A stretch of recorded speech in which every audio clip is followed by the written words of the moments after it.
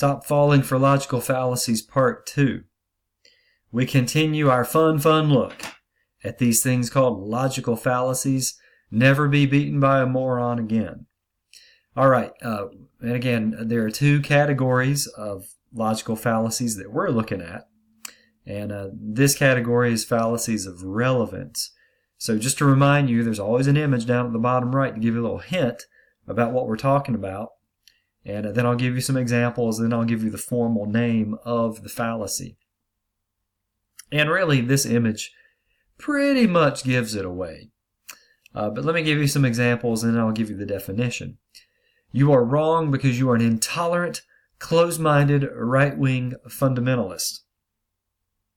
Now, why is this person saying that I'm wrong? Well, it's because they're calling my character into question. They're not addressing my argument.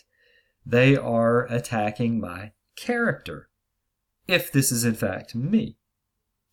Here's another one. Why would you vote for someone as ugly and fat as him? Now, what does being ugly and fat have to do with whether or not somebody is a suitable candidate for political office? Well, it has nothing whatsoever to do with it. So this, of course, is called ad hominem. It means to the man in Latin. This is when the character of the opponent is attacked, rather than the issue. Next, and have a look. That, by the way, is the famous sculpture by Rodin called The Thinker. But look, he's got a dunce cap on. That means that he might be dumb. He might be ignorant. So here's an example of this fallacy. You cannot prove God does not exist, therefore God exists. Well, that sounds plausible until you turn it around. You cannot prove God does exist, therefore God does not exist. Both of those are essentially the same thing. They appeal to the same thing to try to derive their conclusion. And there's a problem with both of them. This is called an appeal to ignorance.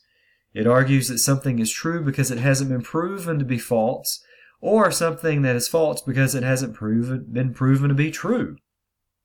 Neither one of these are good logic. Here's another. You can see the little fishy down there.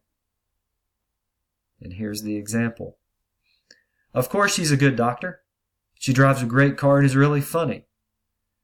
Well, is that really our criteria for a good doctor?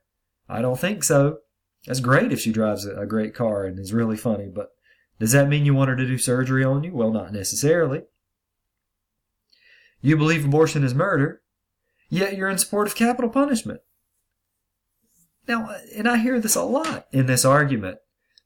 Capital punishment has nothing to do with abortion, but sometimes people will throw it at you. But it's a distraction. Here's another one. Spinach can't be good for me. It tastes terrible.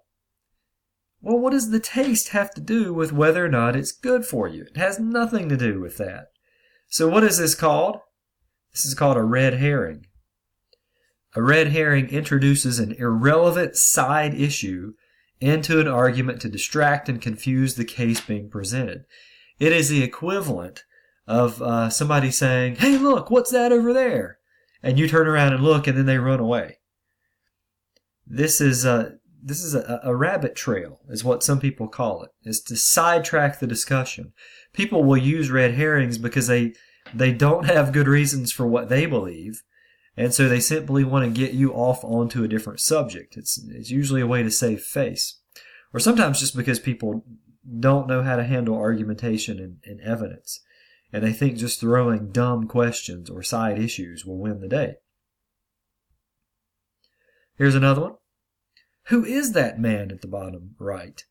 Well, that is a TV evangelist and healer named Benny Hinn. All TV evangelists are greedy and corrupt because of the actions of a few. Well, are some TV evangelists greedy and corrupt? Yeah, you might be looking at one. Are they all just because a few are? Well, no, you can't draw that conclusion. All Muslims are terrorists because of 9/11. Well, that's not true. Not all Muslims are terrorists. Were some terrorists Muslims? in the 9/11 attack? Yeah, all those terrorists were Muslims. Does that mean all Muslims are terrorists? No. They're not terrorists. They're not even concerned about fighting a jihad. That's because lots of Muslims have never bothered to read the Quran, and so of course they're not violent. They're cultural Muslims. Here's another. All Christians hate homosexuals. At least all the ones I know do. Well, do some people who call themselves Christians hate homosexuals? Yeah. Does that mean that all Christians do? No. That does not follow. Here's another. I haven't met a single moral atheist. Therefore, no atheists are moral. Well, that doesn't mean it. Just because you've only met immoral atheists doesn't mean that they're all immoral. I have to say personally, most of the atheists who I know are pretty moral people. Now, it doesn't make any sense to me why they're moral people, because they don't have a foundation for objective morality, but they tend to be anyway. So what is this? This is a type of generalization. It's called a hasty generalization. Think of it this way. Your sample size is too small. It's committed when a person gathers too little information to support the conclusion being argued.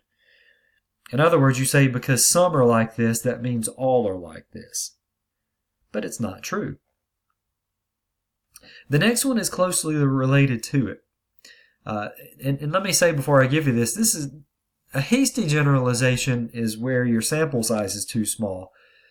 The next kind of generalization, which is called a sweeping generalization, is where you take something that's generally true and you apply it too broadly. Typically, you take a principle and you apply it too broadly. And here are my examples. Vigorous exercise is good. Therefore, it's just what you need for your heart condition. Well, vigorous exercise is good. I just did some today. I ran some intervals on a treadmill. But if I just had a heart attack, intervals on a treadmill is the last thing that I should be doing because it would probably kill me. My heart would be too weak. Postmodernists always advocate equality of different cultures. Postmodernism as a worldview does advocate equality of different cultures. However, it probably would not advocate. A postmodernist probably would not say that Nazi culture is equal to others. So it doesn't always apply. You silly creationists all think the earth is 6,000 years old. Now, there are some creationists who think this, maybe even the majority, but not all. And so it's a principle that you should not apply too broadly. Now, let me say that third one there, that one might actually fit as a hasty generalization. So maybe I need to take that one off, but you get the idea. So this is a sweeping generalization. It takes a general rule or principle and applies it absolutely to all instances, not recognizing that there are exceptions. And the image I have there is the idea of capitalism. Some people want to say that capitalism is about greed. Well, there is some greed involved, but that's not what it's all about. And so people who make that assumption are falling prey to a sweeping generalization. Here's another one. This is a nice little cartoon. The alien says, if I remember my research, a wagging tail means friendly. If it's a dog, but not if it's a snake. Also not if it's a cat. Next one. I don't have an image for you. Just look at the dialogue. You'll recognize this immediately. Thief A. So how are we going to divide the gold? Thief B. I should get 2 bars. You can have 1. Thief A. Why should you get 2 bars? Thief B. Because I'm the leader. Thief A. How did you get to be the leader? Thief B. Because I have 2 bars. What is that? You'll probably say circular reasoning, and you would be correct, but it has a different name. It's actually called begging the question. This is when you assume something that you're trying to prove. Begging the question means that you've introduced a premise that hasn't been verified to be true. You assume it to be true to try to win the argument. Let me give you some other examples. The plaintiff says, Judge, I'm not lying here. I'm a religious person and religious people don't lie. The judge, how do I know you're a religious person? The plaintiff, because I never lie. You see, circular reasoning or begging the question. Here are some other ways that people use this.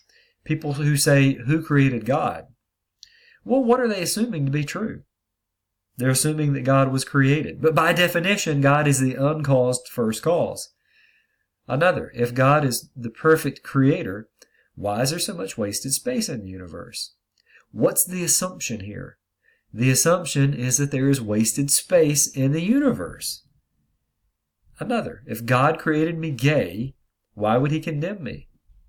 The assumption is that God created somebody gay, which is an impossibility because James chapter 1 says that God is neither tempted nor does he tempt anyone to sin. So he doesn't create people gay. That is simply begging the question. All right, we'll stop there and come back to some more fun logical fallacies in part 3.